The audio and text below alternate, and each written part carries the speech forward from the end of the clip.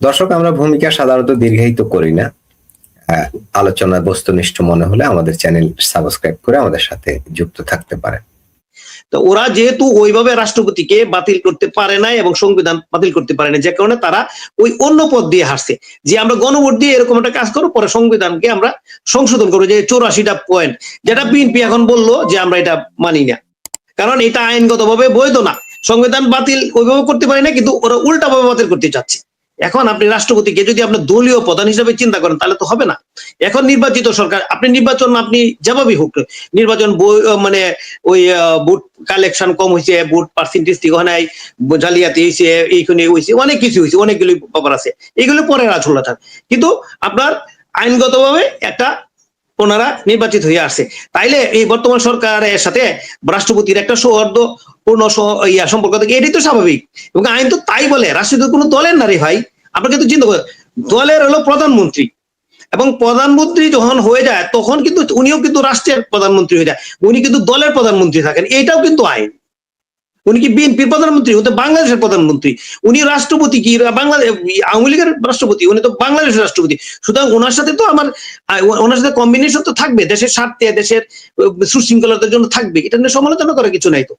ফরিদ ভাই যেগুলো আলোচনা করছে যে আপনি শেখ হাসিনা কি করছে, প্লেনে উঠাইছে, কোথায় নিয়ে যাবে শেখ হাসিনা নিজেই জানে না। অনেকে বলছিল যে খবর আসছে যে শেখ হাসিনা ভাবছে যে উনি টুঙ্গিপাড়া নিয়ে যাচ্ছে, আবার অনেকে বিভিন্ন কথা বলে, শেষ পর্যন্ত উনি ইন্ডিয়াতে চলে গেল। আর ফরিদ ভাই আর কথা বললো, প্লেনে যে উঠছে, ওঠার পরে উনি কি প্লেন চালাইছে যে আমি আমেরিকা চলে যাব না, রাজশাহী চলে যাব না, ফরিদপুর চলে যাব বা ইন্ডিয়া চলে যাব? প্লেন যে নিয়ে নামাইছে উনি নামতেছে। তাইলে আওয়ামী লীগের যে এত নেতা সব যে চলে গেল, আপনি আওয়ামী লীগ নেতাগুলি যে চলে যাওয়ার পরে কতগুলি আর্মির কর্মী এবং কিছু নেতৃস্থানীয় লোক মারা গেছে, দেখেন হাজার হাজার লোক মারা গেছে। তাহলে সবাই যদি এগুলো না পলাইতো তাহলে তো এই সিচুয়েশনটা তৈরি হইতো না। আমরা সাধারণত জানি সরকার পরিবর্তন হলে 2-4 দিন একটা দেশের মধ্যে একটা বিভিন্ন দেশ বিশৃঙ্খলা হয়। ইতিপূর্বে যতগুলি সরকার পরিবর্তন হয়েছে, ভোটের মধ্যে হোক বা এর সাথে আমলে তো একটা গণ আন্দোলন হয়েছে, তাই না? এর সাথে গণ আন্দোলনকে ছোট করে দেখার তো কোনো সুযোগ নাই, বিশাল গণ আন্দোলন হয়েছে। ওই এর সাথে গণ আন্দোলন 90-এর গণ অভ্যুত্থান 3 জোটের রূপরেখা, এটা বিশাল ঐতিহাসিক, এটা 5 আগস্টের চাইতো অনেক সম্মানের। হ্যাঁ, অনেক সম্মানের। ওই সময় ওরকম মনে করেন যে সন্ত্রাস, ওইভাবে সন্ত্রাস করছে, মানুষ আন্দোলন করছে। আর এইবার তো ধরেন আপনার ওই আন্দোলনকারীর পক্ষ থেকে গুলি ছোড়া হয়েছে, যেমন 7.62 আপনার বুড়ো দিয়ে, এটা তখনকার মানে স্বরাষ্ট্র উপদেষ্টা নিজেই স্বীকার করছে। তিনি তো আইনগতভাবে এটা পুলিশের মনোবল ভাঙার জন্য ওরা মনে করছে যে পুলিশের মনোবল না ভাঙলে আমাদের আন্দোলন সফল হবে না, সেই কারণে তারা শুধু পুলিশকেই মেরেছে, পুলিশকে মেরে পুলিশের মনোবল ভেঙে দিয়েছে। ঠিক আছে, এইটা তো 90-তে হয়নি, 90-তে হাতে গোনা কয়েকজনের হয়েছে, কিন্তু তারা স্মরণীয় ও বরণীয়। ওই সময় হইলো আপনার একটা আপনার ওইটা সুশৃঙ্খল মানে একটা আন্দোলন হয়েছে। আর যে গত আন্দোলন হয়েছে এটা সুশৃঙ্খল, এটা তো একটা মানে হত্যাযজ্ঞ হয়েছে সোজা কথা। না হলে সরকার পরিবর্তন হয়েছে 5 তারিখ, এরপরে আপনি কিভাবে আপনার ওই যে পুলিশ মারলেন, অন্য মারলেন, ওইটা তো এটা কি আন্দোলনের অংশ ছিল? এটা 5 তারিখে আমরা যে হত্যাকাণ্ড হয়েছে কি আন্দোলনের অংশ ছিল? প্রতিহিংসা ছিল, হিংস্রতা ছিল। এখন আপনি যারা সমালোচনা করতেছেন এবং আওয়ামী লীগের লোকরা যদি ওসব পলায় টলায় না যেত ওইভাবে নেতৃত্ব, তাহলে এই ধরনের বিশৃঙ্খলা কিন্তু আসতো না। পলায় যাওয়ার পরে মানুষ আরো ওই যে সাধারণ আওয়ামী লীগের কর্মী ছিল, তারা ভয় পেয়ে গেছে, ভয় পেয়ে গিয়া ওরা আরো চুপ হয়ে গেছে। আওয়ামী লীগের তো লোক কম না, মানে সারা বাংলাদেশে 50% লোক আছে।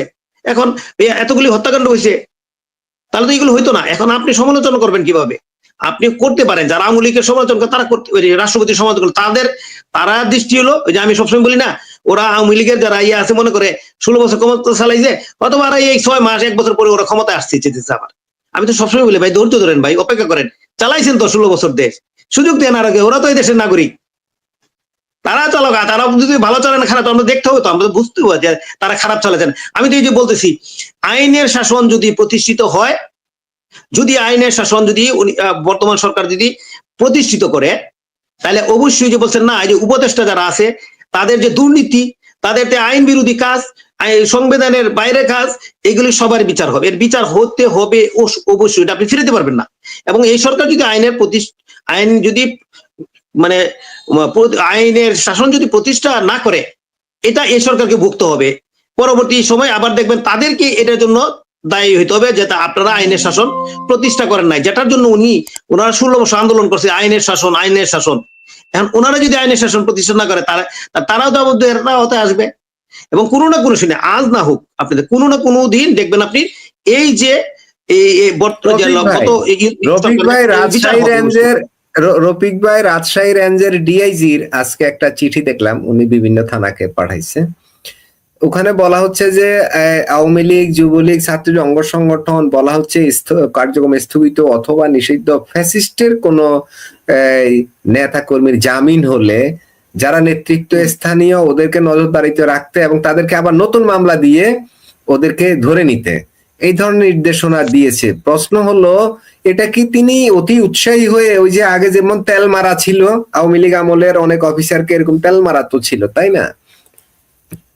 এই বর্তমান সরকারকে তেল মারার জন্য এগুলো করতেছে নাকি এটা কি উচ্চ পর্যায় থেকে কিন্তু এই ধরনের কোনো কথা, কোনো আভাস ইঙ্গিত কিন্তু দেখা যায়নি। কিন্তু পুলিশের এই ডিআইজি রাজশাহী রেঞ্জের তিনি এই অদ্ভুত চিঠি দিলেন এবং রিটেন। তাহলে কি এইসব কিছু কর্মকর্তার কারণে কি বিএনপির বর্তমান যে সরকার কলুষিত হবে না? যেমন বলি, আওয়ামী লীগ সরকারের সময় একজন ওসি জয় বাংলা জয় বঙ্গবন্ধু স্লোগান দিয়েছেন, তখন ব্যারিস্টার সুমন এর সমালোচনা করেছেন। সমালোচনার দায়ে ব্যারিস্টার সুমনের যুবলীগের আইন সম্পাদকের পদ চলে গেছে। একজন ওসি তো জয় বাংলা জয় বঙ্গবন্ধু এই স্লোগানটা, এই দলীয় স্লোগানটা দিতে পারে না, এটাই ছিল আপনার ব্যারিস্টার সুমনের বক্তব্য। এই যে তেল মারা কর্মকর্তারা মূলত একটা সরকারকে খুব খারাপ পর্যায়ে নিয়ে যায়, অতীতের অভিজ্ঞতায় আমরা দেখেছি। এখনো কি ওই রকম কিছু দেখতেছেন রফিক ভাই? ধন্যবাদ মাসুদ ভাই। আসলে দেখেন, আমি বলি আপনাকে, আমার একটা বিশ্বাস, জানেন আমার বিশ্বাস হলো কি, এই আমাদের যে বর্তমান প্রধানমন্ত্রী উনি কিন্তু এখন কিন্তু খুব কম কথা বলতেছে।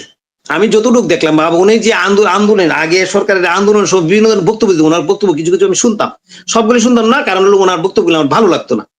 কিন্তু ওই যে বক্তব্যের পরে থেকে উনি দেশে আসার পরে এবং প্রধানমন্ত্রী হওয়ার পরে যেদিন বক্তব্য দিচ্ছে, সেইগুলি কারণে আমার মনে হচ্ছে ওনার মধ্যে একটা চেঞ্জ আসছে। আমার বিশ্বাস উনি দেশে আইনের শাসন প্রতিষ্ঠা করার জন্য চেষ্টা করতেছে আপ্রাণ ভাবে, এবং স্বরাষ্ট্রমন্ত্রীর বক্তব্য তাই করছে। কারণ পুলিশ, কারণ উনি যদি এই যে পুলিশের ডিআইজি যদি স্বরাষ্ট্রমন্ত্রীর উপর দিয়ে কথা বলে, তাহলে তো মানে এটা মানে আপনি বলছেন তেল মারার ব্যাপারটা আছে। তবে যত কিছুই বলেন না কেন, একটা চক্র তো আছেই যে সরকারকে আপনার করার জন্য, ব্যর্থ করার জন্য চেষ্টা করবে। এবং এটা তো জানেনই আপনি যে সরকারের আপনার ভিতরে আপনার থাকে, বিভিন্ন আপনার এজেন্ট হিসাবে কাজ করে। এরকম হইতে পারে সরকারকে আপনার এই ফলস পজিশন পালানোর জন্য এই বক্তব্য দিতে পারে।